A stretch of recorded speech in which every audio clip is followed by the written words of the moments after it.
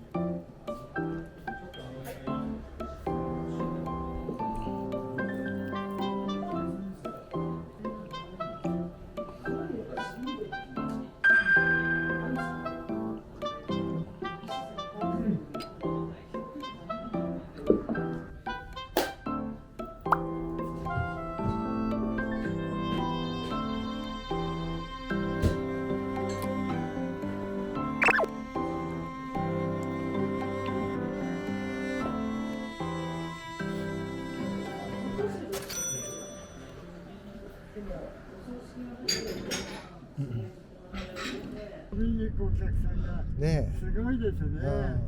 今真っ盛りですもんね。そうですね。じゃあお世話になりました。はいはいはい。すいません。すいません。よかったですね。申し訳ないです。いえいえ、ちょっと待ってください。はい。ちょっと入ってください。はい。ありがとうございます。車がやっぱりね、一番多いあ年の一番の前にお風呂の場所だけご案内しますあ。けど、はい。ははい。ずっと廊下でつながってる建物でして、はいはい。ここまでが本館ですね。はい。これが男湯。はい。はい。おお、素敵ですね。28年ちょうど経った。はい。はい。はい。そうですね。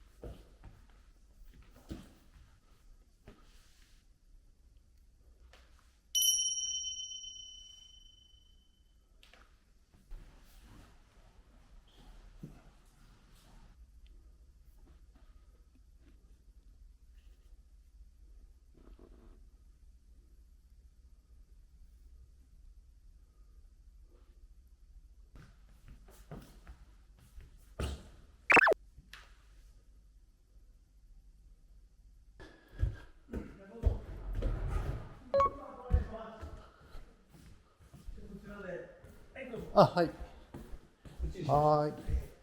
ありがとうございます。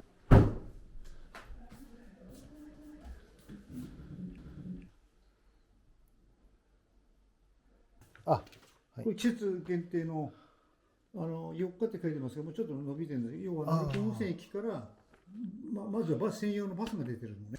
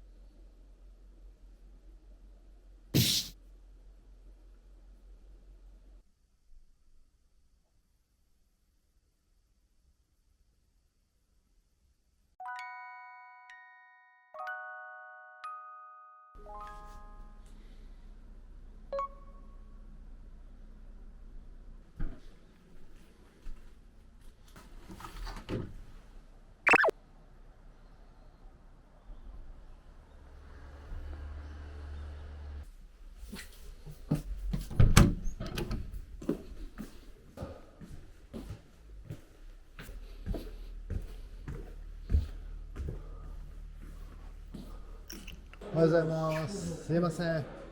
お世話になります。はい。お客さんいます結構。あ、そうですか。朝6時とかね。ああ。新宿で来るあそこからはい、写真とか撮れます。ああ、わかりました。ありがとうございます。それバス停はこことはい。向こうの2つありますから、はい。そこをちょっと確認してもらって。あ、わかりました。はい。気をつけてどうぞ。どうもありがとうございました。お世話になりました。失礼します。